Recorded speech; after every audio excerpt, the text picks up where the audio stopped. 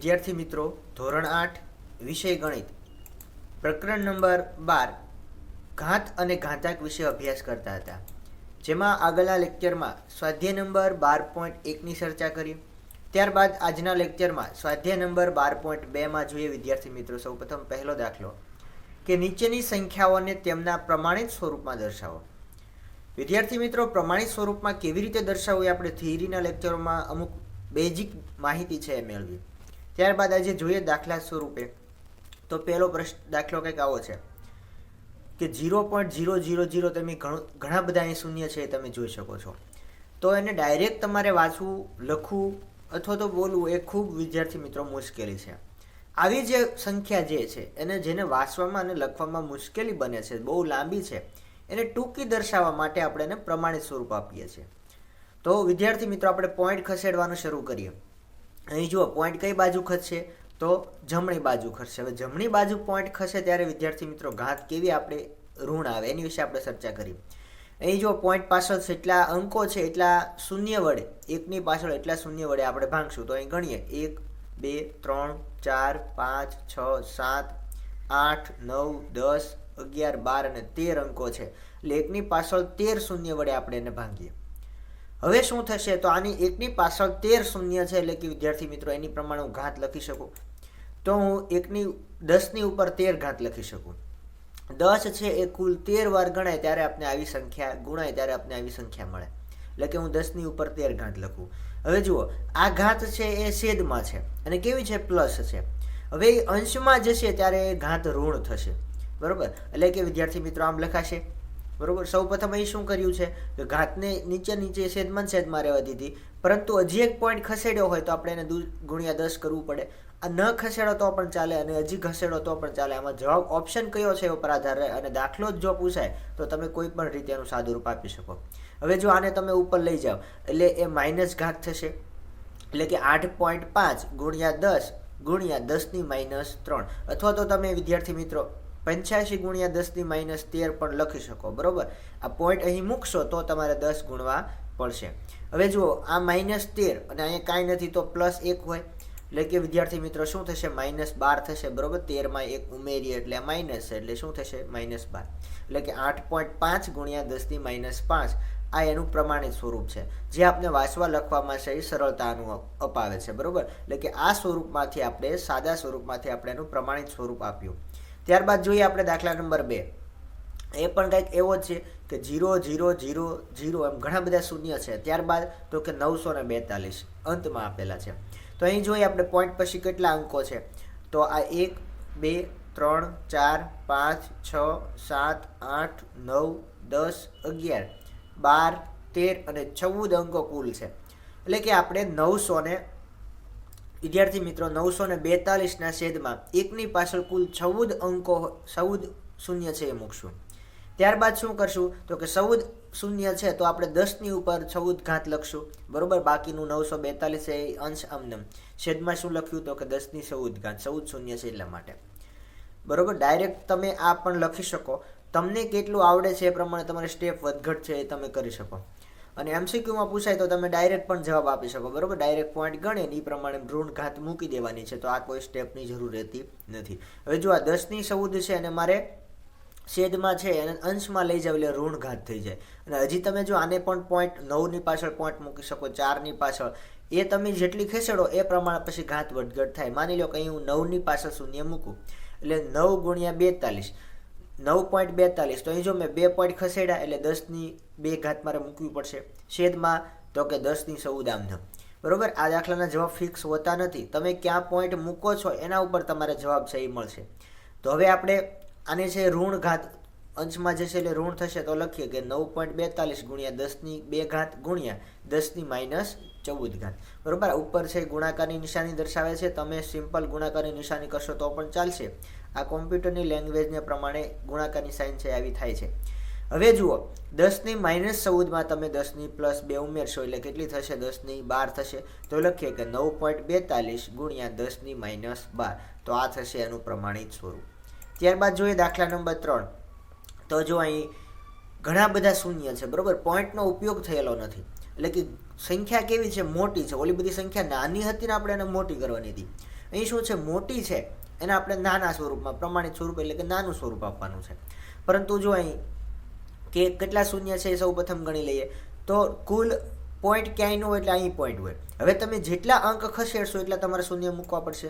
માની લો કે મારે છે એ લાવવા છે 602, તો 602 સિવાયના જેટલા શૂન્ય છે હું એકની પાછળ લખી દઉં તો ગુણાકાર બંનેનો સેમ થઈ જાય, બરોબર. એના તે ટૂંકમાં એવા બે ભાગ પાડ્યા. હવે જુઓ, આને ઘાત સ્વરૂપે લખવા હોય તો આપણે શૂન્ય ગણી લઈએ.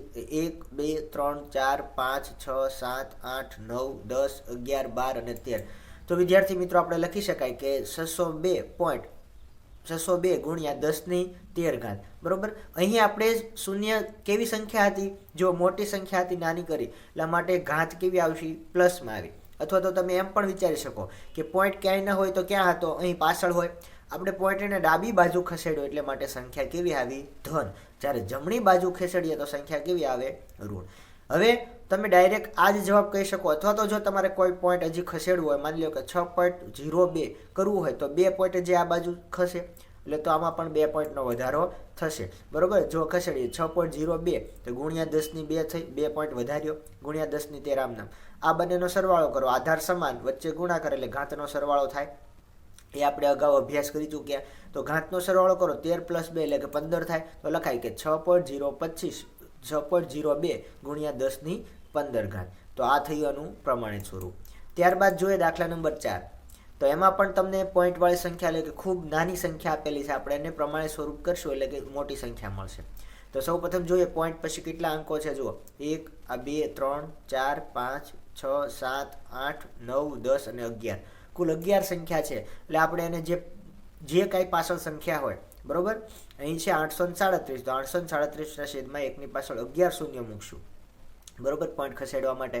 હવે શું કરીએ તો 10^11 થશે, 11 શૂન્ય આવેલા છે એટલે. હવે 10^11 છે એ ઉપર જાય તો ઋણ થશે, પરંતુ પહેલાં અહીંયા આપણે પોઈન્ટ ખસેડી લઈએ, બરોબર. માની લો કે હું 8.37 કરું એટલે 10 + 2 વડે મારે ગુણવું પડે. હવે 11 ઉપર જાય એટલે કે ઋણ થઈ ગયું. તો 8.37 ગુણ્યા 10^2 ગુણ્યા 10^-11. હવે જો આધાર સરખો, વચ્ચે ગુણાકાર, ઘાતનો સરવાળો થશે. તો 8.37 ગુણ્યા 10^2 પ્લસ -11. હવે 2 + -11નું સાદુરૂપ આપો એટલે વિદ્યાર્થી મિત્રો -9 વધશે. એટલે કે 8.37 ગુણ્યા 10^-9. આ શું થયું તો કે એનું પ્રમાણિત સ્વરૂપ મળ્યું. ખાસ તમારે માત્ર પોઈન્ટ જ ખસેડતા આવડવું જોઈએ એટલે તમે આ દાખલાનો દરેક દાખલાઓનો જવાબ છે તમે સારી રીતે આપી શકશો. ત્યારબાદ જોઈએ આપણે દાખલા નંબર 5. તો અહીં જો મોટી સંખ્યા છે, ક્યાંય પણ પોઈન્ટ ન હોય એટલે સમજી લેવાનું કે સંખ્યા મોટી છે અને આપણે નાની કરવાની છે. નાની કરીએ એટલે કે પોઈન્ટ ક્યાં હોય અને ક્યાંય ન હોય એટલે સૌથી પાછળ હોય પૂર્ણ સંખ્યાને કોઈ પણ. ડાબી બાજુ વિદ્યાર્થી મિત્રો પોઈન્ટ ખસશે એટલે કે ઘાત કેવી આવશે એ તમને પહેલાં તો ખ્યાલ આવી જવો જોઈએ. એટલે ડાયરેક્ટ તમે MCQમાં પૂછાય તો માત્ર તમે એ જોઈને જવાબ આપી શકવા જોઈએ, બરોબર. તો અહીં જે પૂર્ણ સંખ્યા છે ને આપણે લખીએ અને 0 છે એ બધા આપણે એકની પાછળ લખીને ગુણાકાર સ્વરૂપ લઈએ.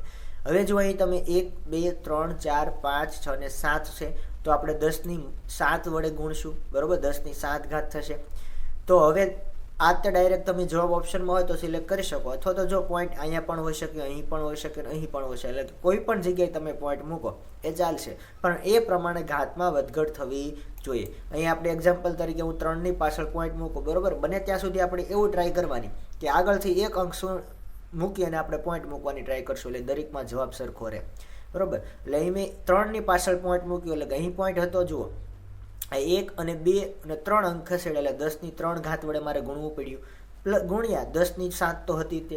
હવે ઘાત છે જુદી જુદી છે, આધાર સરખો છે, વચ્ચે ગુણાકાર છે એટલે ઘાતનો સરવાળો કરીશ.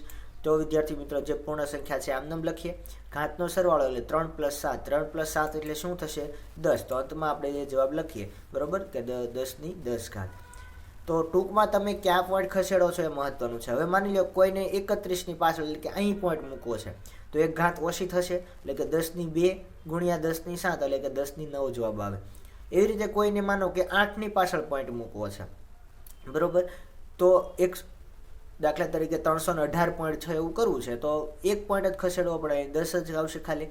તો અહીં શું આવશે 10^8 આવશે, બરોબર. 7 અને 1 8.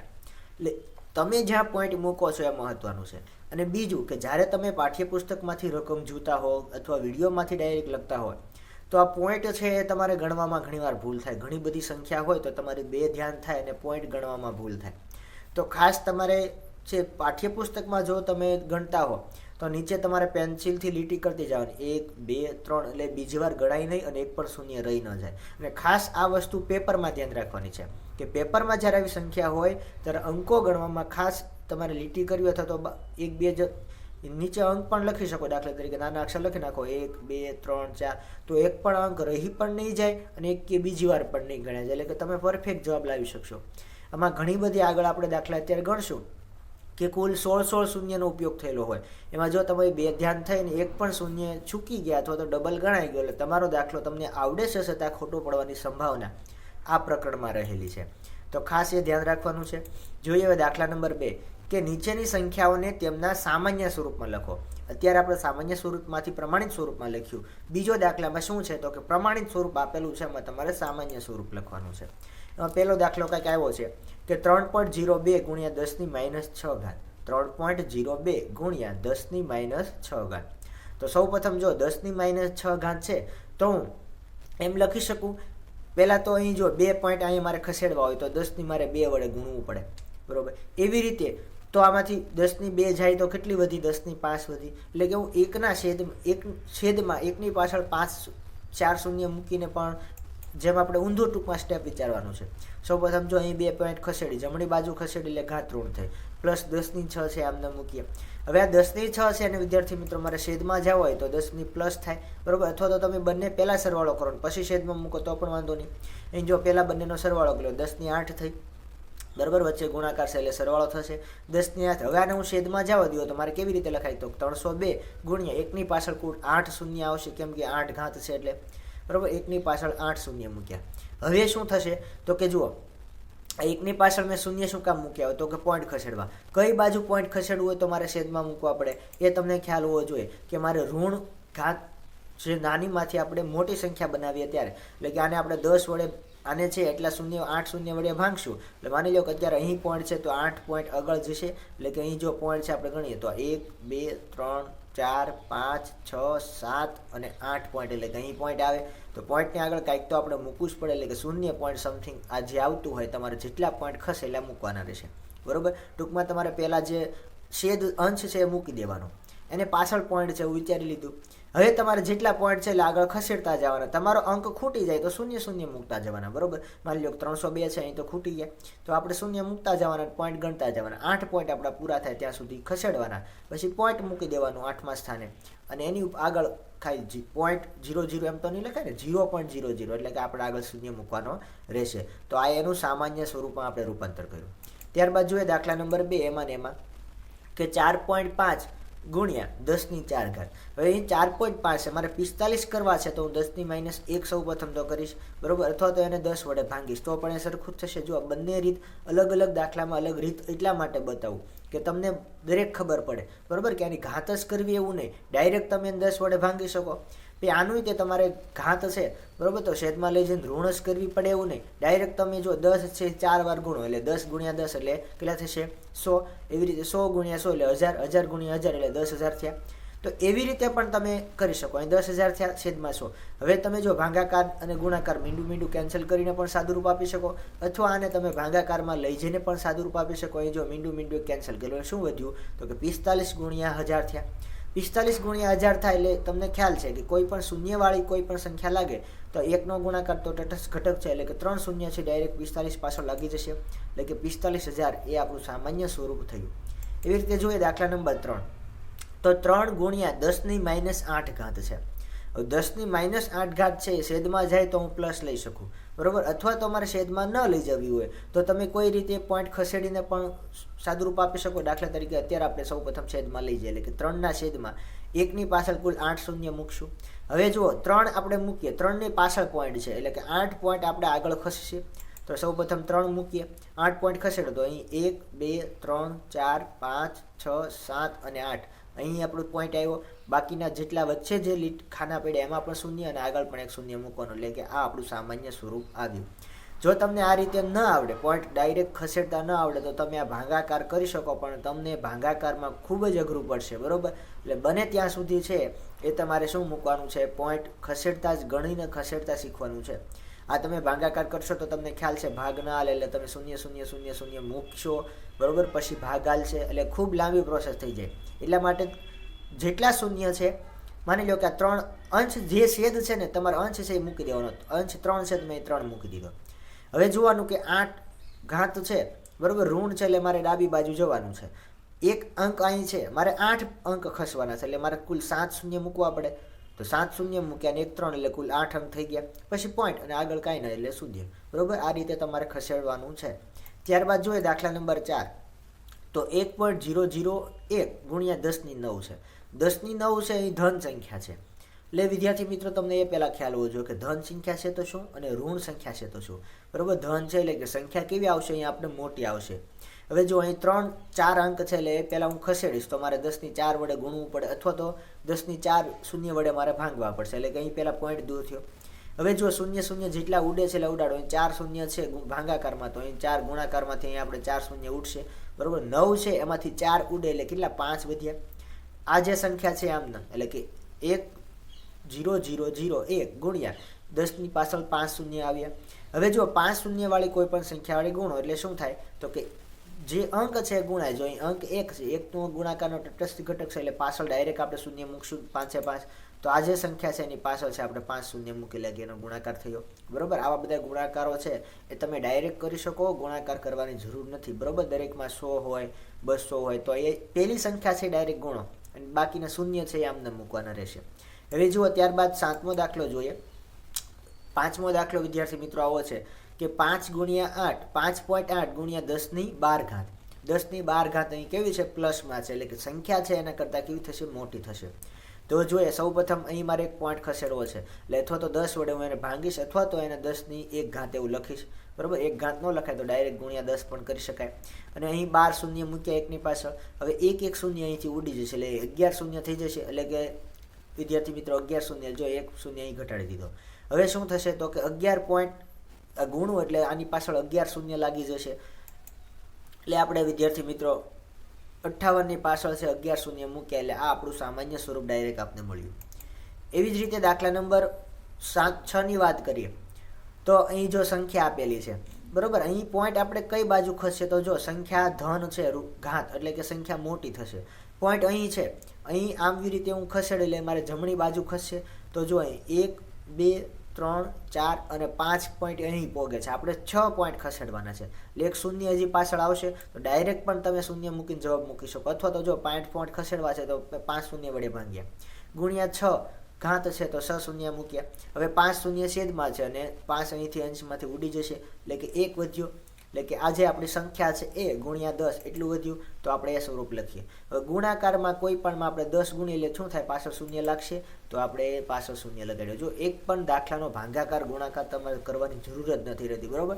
ડાયરેક્ટ તમે દરેકના મૌખિક જવાબ આપી શકશો, પણ તમને વિચારતા આવડવું જોઈએ કે અહીં પ્લસ ઘાત છે, મારે કઈ બાજુ શૂન્ય ખસેડવો, અહીં મારે પોઈન્ટ દૂર કરવા માટે કેટલા વડે ભાંગવા પડે, બરાબર. પોઈન્ટની પાછળ જેટલા અંકો છે એટલા એકની પાછળ શૂન્ય મૂકી દેવાના, બરાબર. એટલે તમારે ખૂબ જ ઇઝી આ ચેપ્ટર છે.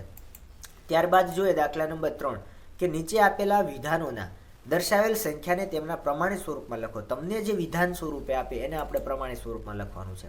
અહીં છે કે 1 માઇક્રોન બરાબર 1/10 ની પાછળ વિદ્યાર્થી મિત્રો અહીં કુલ 6 શૂન્ય છે 1 ની પાછળ, બરાબર, અને મીટરમાં આપેલું છે. તો માઇક્રોન અને મીટરમાં આપણે આપેલું છે એને આપણે પ્રમાણિત સ્વરૂપે કરવાનું છે. તો સૌ પ્રથમ જો અહીં 1 ની પાછળ 6 શૂન્ય છે, એટલે હું 10⁶ ઘાત લખી શકું, બરાબર. 1/10⁶ ઘાત લખી. એકમ જે છે એ તમારે આમનામ રાખવાનું છે, એમાં આપણે કોઈ ફેર કરવાનો નથી. હવે જો આ 10⁶ છે અંશમાં છેદમાંથી અંશમાં જાય એટલે કે ઘાત કેવી થશે, ઉલટાઈ જશે, પ્લસ છે તો ઋણ થઈ ગઈ. હવે વિદ્યાર્થી મિત્રો આપણો જવાબ આવી ગયો. આપણે માઇક્રોમીટરને મીટરમાં કેવી રીતે ફેરવાય, બરાબર. અહીં જે અપૂર્ણાંક સ્વરૂપ છે એનું આપણે પ્રમાણિત સ્વરૂપમાં લખ્યું, એટલે કે ઘાતવાળી સ્વરૂપમાં લખ્યું. તો અંતમાં તમે લખી શકો કે આમ 1 માઇક્રોન બરાબર 1 × 10⁻6 મીટર થાય. આ દરેક દાખલામાં વિદ્યાર્થી મિત્રો લખવું ફરજિયાત છે, બરાબર. જોઈએ આપણે બીજો દાખલો. તો બીજો દાખલો કંઈક આવ્યો છે કે 1 ઇલેક્ટ્રોનનો વીજભાર 0.000000000 એમ કુલ વિદ્યાર્થી મિત્રો 6 વખત 3 શૂન્ય છે, બરોબર. એટલે 6 તેરીને 18 શૂન્ય છે, પ્લસ શું છે તો કે 16, એટલે કે કુલ 18, 19 અને 20 પોઈન્ટ પાછળ કુલ 20 અંકોનો અહીં સમાવેશ થયેલો છે, અને પાછળ એકમ આપણે કુલમ આપેલો છે, બરોબર. 1 ઇલેક્ટ્રોનનો વીજભાર આ સંખ્યા અને એ કુલમમાં આપેલી છે. તો આપણે સૌ પ્રથમ જો અહીંયા તમારે પોઈન્ટ પાછળના જે શૂન્ય છે એની ઘાત સ્વરૂપે લખવા, એટલે છેદમાં જવા દઈએ, એટલે કે 16ના છેદમાં કેટલા અંક છે તો વિદ્યાર્થી મિત્રો 20, તો આપણે 1ની પાછળ કુલ 20 શૂન્ય મૂકશો.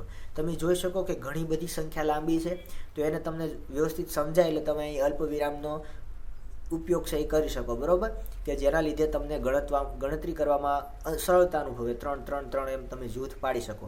હવે જો અહીં 1ની પાછળ કુલ 20 શૂન્ય છે, તો એ પ્રમાણે હું 10ની 20 ઘાત લખી શકું. ઉપરાંત અહીં જો 16 છે, બરોબર, આપણે મેં વાત કરી કે દરેકમાં આપણે એક અંક પછી પોઈન્ટ મૂકશું, જેના લીધે દરેકનો જવાબ સમાન રહે. તો આપણે 1ની પછી પોઈન્ટ મૂકવો છે એટલે મારે ગુણ્યા 10 કરવું પડશે. એક પોઈન્ટ મારે ખસેડવો છે એટલે કે ગુણ્યા 10 કર્યું.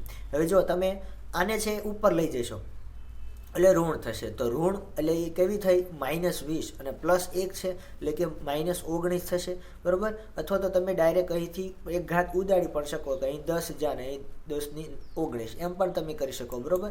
તો આપણે લખીએ કે 1.6 ગુણ્યા 10ની 19, બરોબર. એક અહીં મેં ડાયરેક્ટ ઉડાડી દીધી, 10 છે તો અહીં 10ની 1 જાય, એકવાર 10 કુલ 20 વાર ગુણાયેલા છે નીચે, બરોબર.